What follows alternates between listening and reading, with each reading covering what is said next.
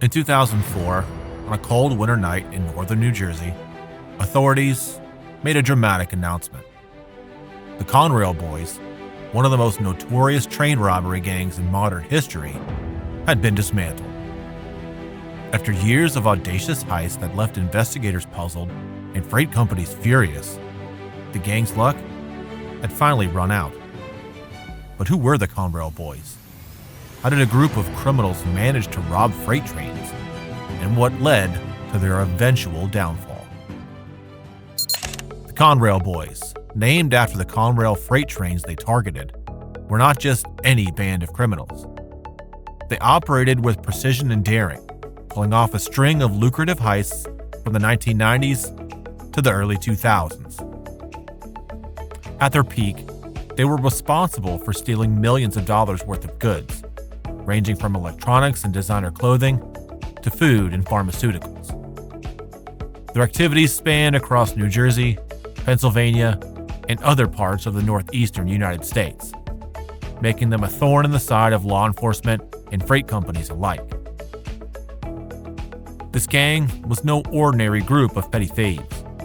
They planned their robberies meticulously, studying train schedules, scouting yards, and using insider information to pinpoint which freight cars held the most valuable cargo. Their methods combined old-school criminal ingenuity with modern-day logistics, turning freight train robbery into a highly profitable enterprise.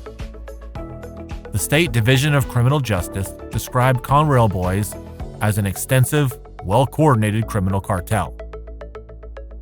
In the 1990s, freight trains were the backbone of business across the eastern United States.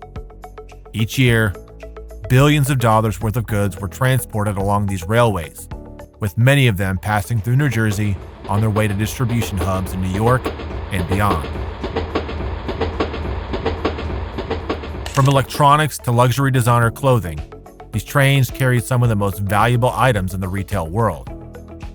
At the end of this operation was Conrail, a major freight company that managed thousands of rail cars traveling over an extensive network of tracks. The network stretched through bustling industrial areas, quiet suburbs, and remote stretches of land. While its size was crucial for trade, it also made the system difficult to secure. Rail yards had fences and guards, but with so many cars and containers, there were plenty of blind spots for thieves to exploit. Protecting moving trains was even harder. Long tracks cutting through isolated areas gave criminals the perfect opportunity to strike under cover of darkness. For most people, these security gaps were simply an accepted part of freight transportation. But for a group of savvy criminals who would later be known as the Conrail Boyz, these weaknesses were a golden opportunity. This crew didn't rely on chance. They meticulously studied the entire system. They learned which rail cars carried the most valuable goods, when security was at its weakest, and how to time their robberies with precision. They specifically focused on high-ticket items, such as luxury clothing and top-tier electronics. In one of the most ambitious thefts, they made off with $200,000 worth of Tommy Hilfiger clothing in just one night.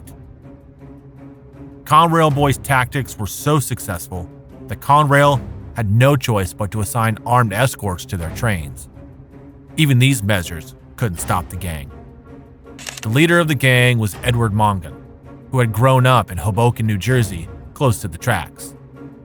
To him, trains weren't just a form of transportation, they were rolling treasure chests. By the late 1990s, Mongan and his crew were pulling off high-profile heists that left law enforcement struggling to catch up. Edward Mongan's fascination with trains began early, as his home overlooked the tracks. As a teenager in the late 1980s, he and his friends began sneaking into nearby rail yards, starting with petty vandalism and small thefts. But Mongan's curiosity and resourcefulness soon led him to something bigger. By observing train schedules and patterns, he figured out which rail cars were parked where and when, and more importantly, which ones held valuable cargo. By the time he was 14, Mongan had already been caught stealing. But rather than deterring him, Rather, the experience seemed to sharpen his focus. As Mongan grew older, his petty thefts turned into more organized heists.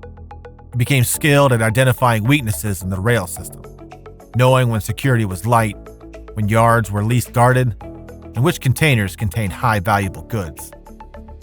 One of his early breakthroughs came when he stole a two-way radio, allowing him to listen in on communications between train operators, yard masters, and even law enforcement. This insight gave him a significant edge in planning his heists. By the early 1990s, Mongan had assembled a team of like-minded individuals, and they became known as the Conrail Boyz. Mongan earned the nickname The Brain due to his role as a group strategist. The team operated with military precision, and Mongan's talent for planning and problem-solving set him apart from other criminals. He knew how to bypass rail yard security, using jumper cables to disable electrical fences, allowing his crew to enter undetected. Mongan was also a master of managing people. His second in command, Michael Santano, was a tough enforcer who kept the crew in line, and Mongan knew that Santano's presence was essential to maintaining control. Despite dealing with members with extensive criminal backgrounds, Mongan's leadership kept the team focused on their goal. As security around the rail yards tightened, Mongan adapted by targeting moving trains instead of stationary ones. This was a pivotal moment for the Conrail Boyz. Using stolen radios to listen to train communications, Mongan pinpointed which trains carried high-value items like electronics and designer clothes. Spotters, stationed at rail yards and along key stretches of track, monitored the trains, noting patterns in security, train movements, and the positions of rail cars. This allowed Mongan to identify weaknesses in the system and plan his heist with precision. The team's roles were clearly defined. Jumpers boarded the trains and assessed the targeted rail cars, while loaders removed the stolen cargo and transferred it to waiting vehicles. Drivers ensured a quick escape, using unmarked or stolen vehicles to blend in and avoid detection. This division of labor ensured efficiency and reduced the chances of error during their operations. Mongan's deep understanding of how the rail system worked allowed him to minimize risks. He studied train schedules, learned the markings on rail cars, and used this knowledge to focus on the most valuable shipments. Every heist was carefully planned, and the crew worked together seamlessly to execute the plan. The success of the Conrail Boyz was due in large part to Mongan's meticulous planning, which allowed them to stay one step ahead of law enforcement. The gang's escape routes were also carefully chosen. Mongan selected locations near remote areas, such as swamps or industrial zones, where they could easily hide from law enforcement if necessary. By using unmarked or stolen vehicles, they blended in with their surroundings and avoided raising suspicion. As time went on, the Conrail Boyz became one of the most notorious train robbery crews in history. Their ability to plan, adapt, and execute heists with military precision made them difficult to catch. For Mongan, success came down to one thing: preparation. The whole operation had to be completed quickly, as the crew had just minutes before the train reached its next checkpoint or entered a heavily monitored area. Even after successfully making off with the goods, the gang faced ongoing danger. They relied on counter-surveillance measures, with lookouts monitoring police scanners and watching for any approaching law enforcement. When danger approached, the crew was ready to leap from the train and disappear into nearby swamps or industrial zones, leaving behind no trace. What made the Conrail Boyz particularly effective was their adaptability. As law enforcement improved their tracking techniques, the gang upped their game. Mongan, the mastermind, used stolen radios to impersonate dispatchers, providing real-time updates on train movements to the crew. This allowed them to stay one step ahead of the authorities and carry out increasingly daring heists. The gang also embraced technology to further refine their operations. Mongan used his position to mislead train engineers by feeding them false information, manipulating schedules to create opportunities for the crew. This tactic helped them dodge police patrols and maximize their success of their robberies. The crew quickly learned the ins and outs of their criminal trade, executing heists with such precision that law enforcement had no answers. Their profits soared, but so did their visibility. Rail companies were losing millions in goods, and public pressure was mounting to catch these thieves. Despite the increasing heat, Mongan continued to stay one step ahead, refining his operations with new tactics and tools. By the end of the century, Conrail Boyz had perfected their craft. On December 17, 1999, they pulled off one of their most notorious heists, targeting a rail car filled with $200,000 worth of Tommy Hilfiger clothing. Planning for the operation had begun days before.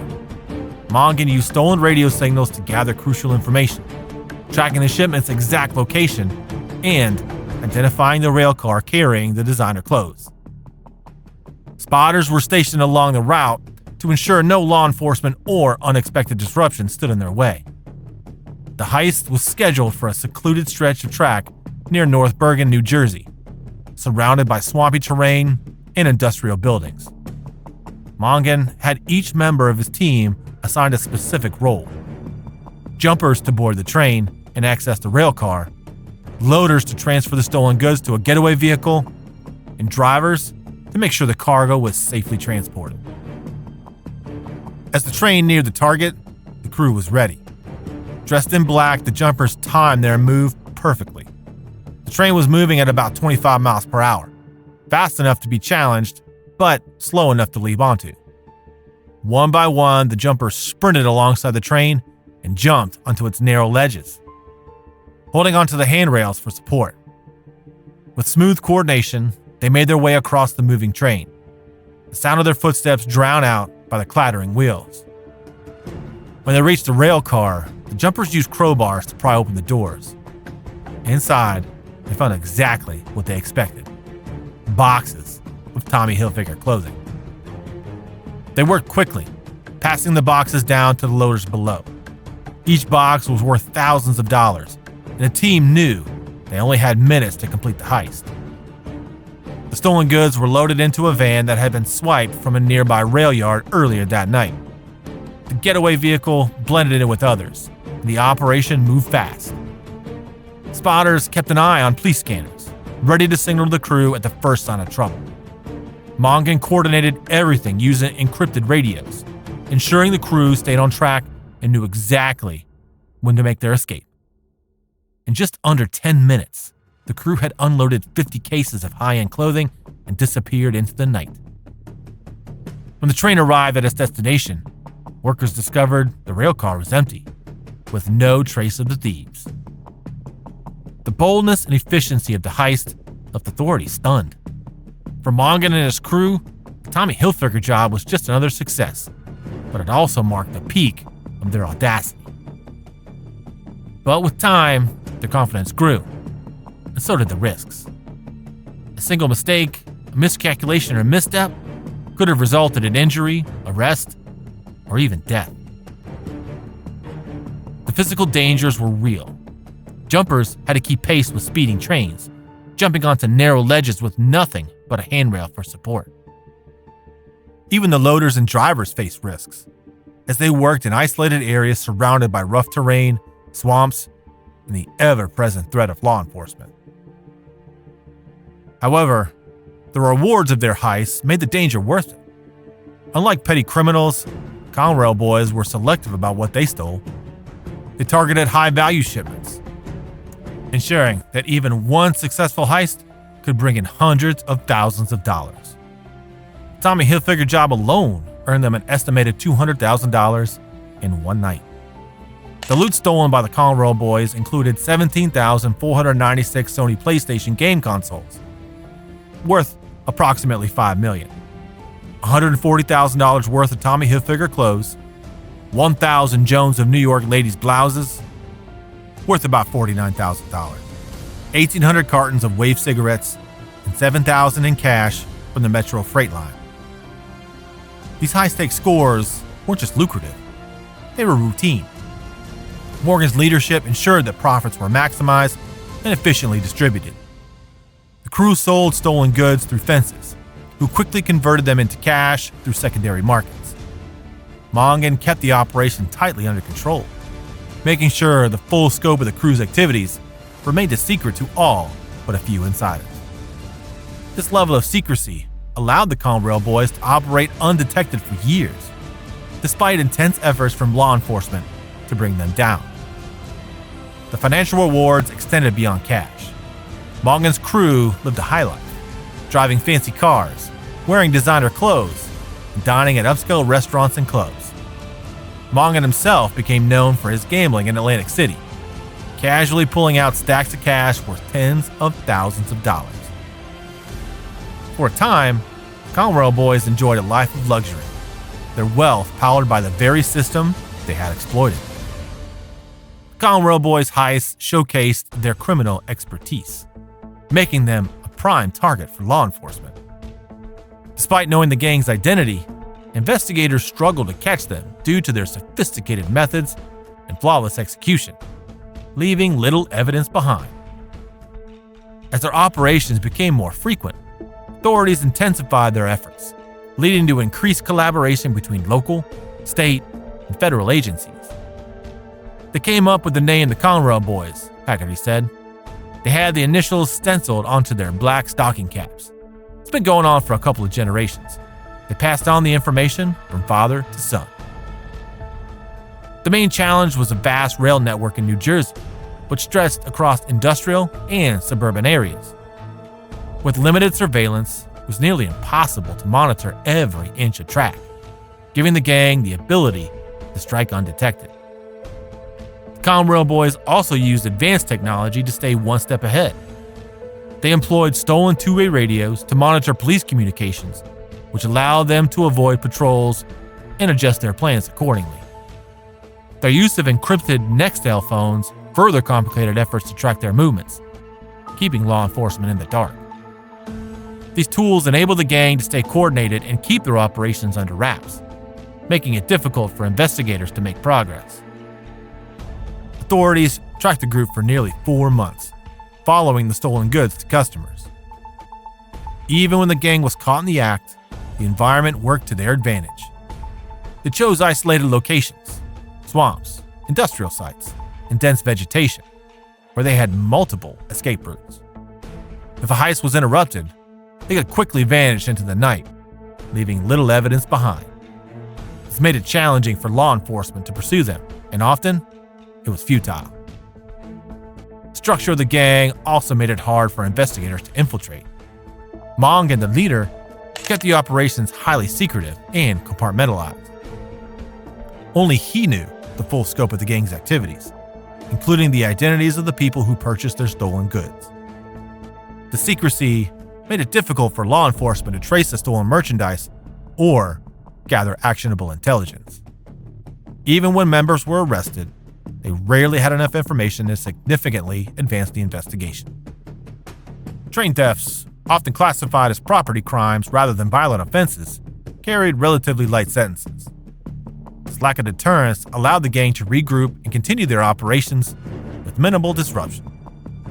It wasn't until investigators began pursuing racketeering charges, typically used for organized crime, that they were able to build a solid case to dismantle the operation. The breakthrough came when undercover agents infiltrated the network of buyers, or fences, who were reselling the stolen goods. These fences provided crucial leads that tied the Conrail Boyz to their crimes. Surveillance efforts intensified, and investigators tracked Mongan and his crew around the clock.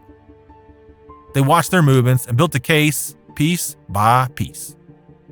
Observations of Mongan's frequent trips to Atlantic City, where he flaunted his wealth through lavish gambling, painted a picture of a man who had become careless with his operation. The gang's encrypted communications, once a major advantage, turned into a liability. As investigators developed new techniques to intercept and analyze these calls, Along with tips from informants, they began to piece together the inner workings of the operation. Wiretaps and surveillance footage exposed how the gang planned their heists and how Mongan controlled the flow of stolen goods and money. The final takedown occurred in December 2004, with a carefully planned raid at a nightclub in New Jersey where Mongan was known to frequent. With over 20 officers involved, the operation was executed flawlessly. Mongan was arrested as he left the club, and his second-in-command, Michael Santano, was apprehended shortly after. The evidence against the Conrail Boyz was overwhelming. Investigators presented a mountain of material: surveillance footage, intercepted communications, and testimony from informants. Mongan and his crew faced numerous federal charges, including racketeering, theft, and conspiracy. In total, 23 members of the gang were indicted, marking the end of one of the most successful train robbery rings in U.S. history. In court, the prosecution laid out the full extent of the gang's crimes, detailing how they had stolen millions of dollars in cargo and outwitted law enforcement for years. With the evidence stacked against them, Mongan pled guilty. He was sentenced to 13 years in prison, while others received sentences ranging from 5 to 12 years. Conrail Boyz' story is one of ambition and audacity, an echo of the train robberies that once defined the American West. While their exploits may have captured the public's imagination, their eventual downfall serves as a stark reminder that crime rarely pays in the long run. If you enjoyed this video, please like, comment, and subscribe to Breakout Bank for more videos.